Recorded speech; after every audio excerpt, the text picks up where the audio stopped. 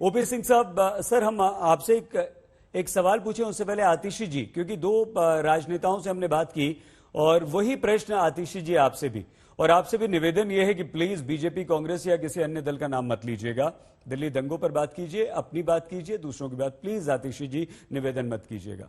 आपको लगता है कि अगर राजनीतिक दल इस तरह से करते हैं तो दिल्ली में आपकी सरकार होने के नाते जब हम लोग आम इंसान चिंतित होते हैं और ये सोचते हैं कि इस तरह की परिस्थितियां हमारे देश में कहीं भी नहीं बननी चाहिए, दिल्ली, मध्य प्रदेश, बंगाल, महाराष्ट्र, राजस्थान कहीं भी नहीं बननी चाहिए, तो आतिशी जी आपको लगता है कि कुछ ऐसे कदम हमें उठाने चाहिए जिससे कम से कम माहौल ठीक हो? देखिए, हमें ये समझना पड़ेगा कि लोग हिंसा क्यों करते हैं। लोग हिंसा इसलिए करते हैं जब हिंसा के लिए उन्हें उकसाया जाता है या हिंसा करने पे उन्हें तारीफ मिलती है। देखिए, इसीलिए हम किसी भी राजनीतिक दल का नाम लेने से भाग नहीं सकते हैं। अभी 2 दिन पहले दिल्ली के प्रदेश अध्यक्ष भाजपा के आदेश गुप्ता जी ने, उन्होंने 8 ऐसे लोगों को जिन्होंने मुख्यमंत्री आवास पर हिंसा करी थी, उन्होंने पार्टी कार्यालय में बुलाकर सम्मानित किया। जब दिल्ली के प्रदेश अध्यक्ष ऐसे लोगों को जिन्होंने हिंसा करी थी सम्मानित करते हैं, तो वो पूरे भाजपा में, देश भर में एक संदेश देता है।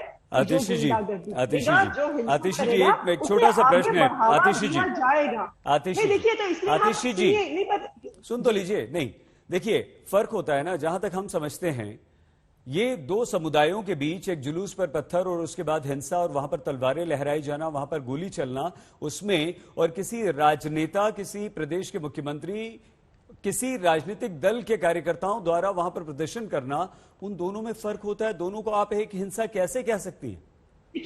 देखिए, हमें यह समझना पड़ेगा कि कौन है इस समय जो पूरे देश में गुंडागर्दी को, ताहिर हुसैन और अमानुल्लाह खान की पार्टी है ना। आप मुझे बताइए, आदेश गुप्ता जी ने क्या 8 हिंसकों को, 8 गुंडों को, ताहिर हुसैन की पार्टी से आप क्या अपेक्षा करेंगे? आतिशी जी, दिल्ली में अगर अवैध हथियार होते हैं, दिल्ली में अगर एक ऐसा, आतिशी जी, आदेश गुप्ता जी ने उनको सम्मानित नहीं किया। आपने हमारी बात का जवाब नहीं दिया। एक राजनीतिक प्रदर्शन और उसके बाद वो राजनीतिक जब प्रदर्शन होते हैं तो उसमें पुलिस जो होती है, मुख्यमंत्री कहाँ मिलेगा? भारतीय जनता पार्टी गुंडों की पार्टी है, वो देश भर में फिर से शुरू हो गई करती है।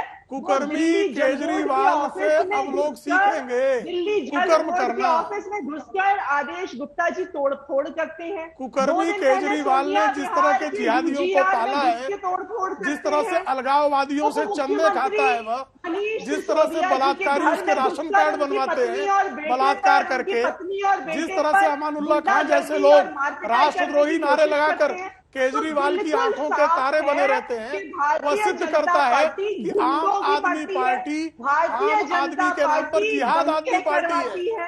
आपके पास कोई, अच्छा ठीक है, आपकी बात हो गई। मुकेश शर्मा जी, हम तीनों से आपसे आखिर में एक सवाल पूछ रहे हैं। मुकेश जी, कोई समाधान है कि एक ऐसा माहौल बने, ऐसी हमारे देश में, सिर्फ दिल्ली की बात हम नहीं कर रहे हैं मुकेश जी, ऐसी परिस्थितियां हो जहां पर जुलूस भी निकले, हंगामा भी ना हो, दंगा भी ना हो, अजान भी हो, हनुमान चालीसा भी हो, सब कुछ हो? आपको लगता है कि ऐसा हमारे देश में हो सकता है? बिल्कुल ऐसा देश में हो नहीं सकता, ऐसा देश में हो रहा था। ये शासन की पॉलिटिकल विल है कि शासन क्या चाहता है। और मैं साफ तौर पर यह कहना चाहता हूं, आपने बड़ा अच्छा सवाल किया है, इस राजनीति नहीं होनी चाहिए इस सवाल पर। बिल्कुल मैं ये कहना चाहता हूं कि सभी राज्यों में, जहां तक दिल्ली राज्य का सवाल है, यहां तो दिल्ली पुलिस बहुत एक्टिव है, सभी राज्यों में बाकायदा धार्मिक जुलूसों की इजाजत देते समय इस बात का ध्यान रखा जाए कि क्या ये जुलूस किसी दूसरे धर्म को आहत तो नहीं कर रहा है, या ये जुलूस जिन हथियारों से लैस होकर जुलूस निकाला जाएगा उससे किसी दूसरे आदमी को ठेस तो नहीं पहुंचेगी, या ये हमला करने की नीयत से तो नहीं है। ये तमाम कानून का विषय है, और जब कानून का राज स्थापित होगा तो अजान भी होगी, हनुमान चालीसा भी होगी,